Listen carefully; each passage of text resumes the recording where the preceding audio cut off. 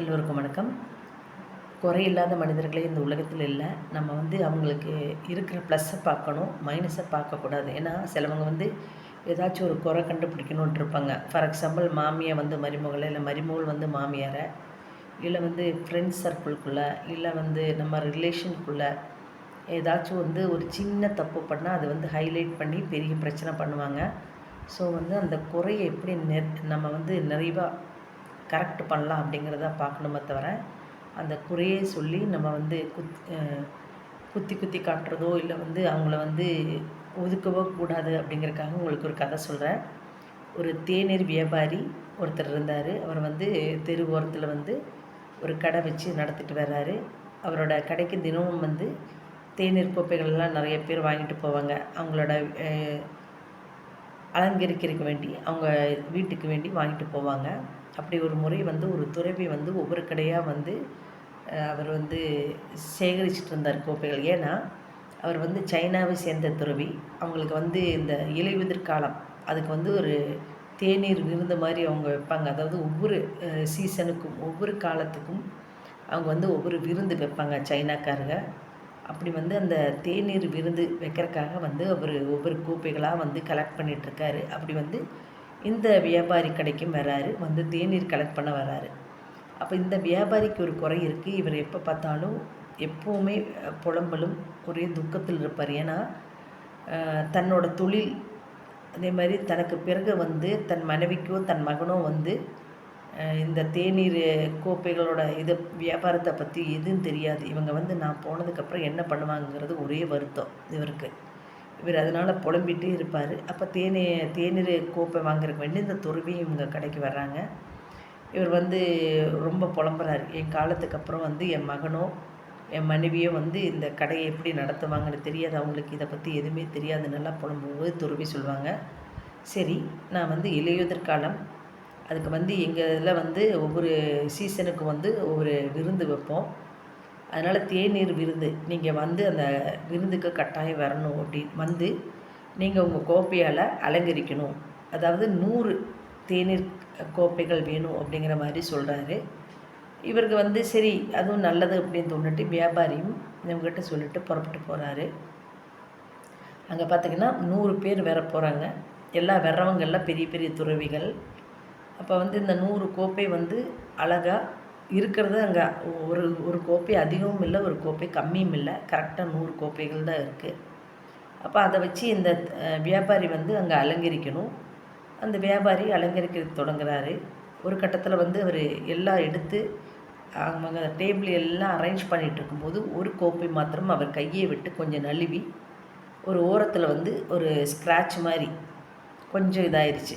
அப்போ இவருக்கு என்ன பண்ணணும், ஒரே டென்ஷன். என்ன மொத்தமே 100 கோப்பை, வரப்போகிறது 100 பேர், நம்ம இப்போ என்ன பண்ணுறது அப்படின்னு பயங்கர டென்ஷன். அப்புறம் ஒரு கட்டத்தில் இவர் நினைக்கிறாரு, சரி நம்ம வெள்ளி வச்சு அது எப்படியாச்சும் அந்த ஸ்க்ராட்சை சரி பண்ணிக்கலாம், அந்த விழுந்து இதானதை சரி பண்ணிக்கலான்னு சொல்லிட்டு அந்த வெள்ளி இதுக்கு சீக்கிரமாக அந்த வெள்ளிக்குடியை வச்சு அது இந்த ஸ்க்ராட்ச் ஆனதை சரி பண்ணுறாரு. அப்படி சரி பண்ணி எடுத்துக்கிறாரு.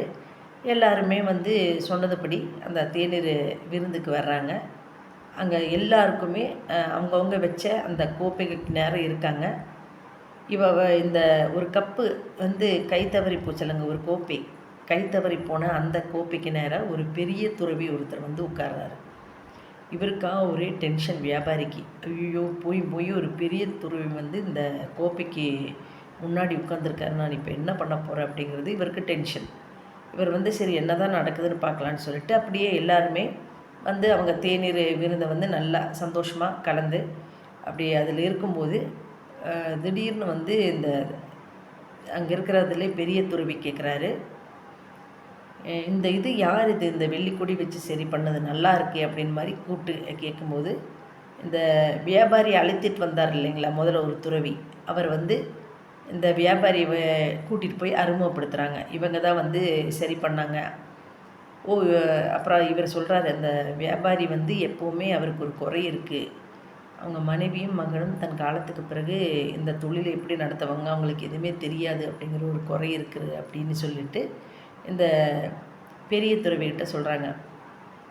பெரிய துறவி உடனே சொல்லுவோம், நீங்கள் தானா அது, எப்போ பார்த்தாலும் மனைவியும் மகனும் எதுவுமே தெரியாதுன்னு வருத்தப்படுறீங்க அப்படின்னு சொல்லிட்டு கேட்கும்போது இவரும் ஆமான்னு சொல்லிட்டு சொல்கிறாரு. அப்போ சொல்கிறாங்க, எப்போவுமே வந்து இப்போ வந்து இந்த கோப்பை வந்து விழுந்துச்சு.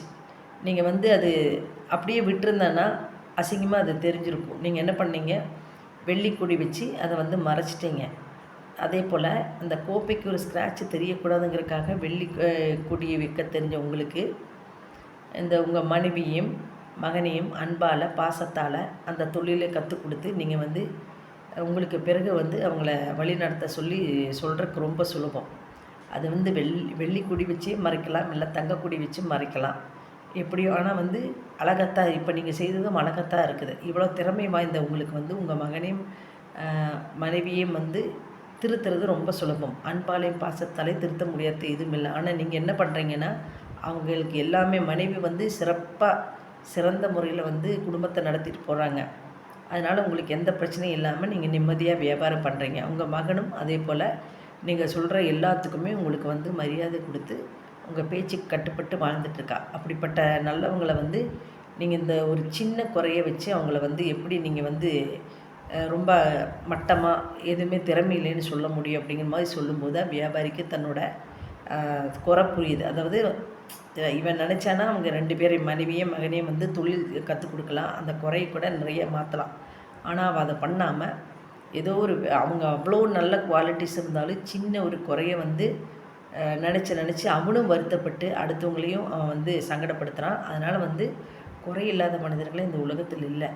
நீங்கள் வந்து அவங்கள ஒவ்வொரு மனிதனுக்கும் வந்து குறை இருக்கும்.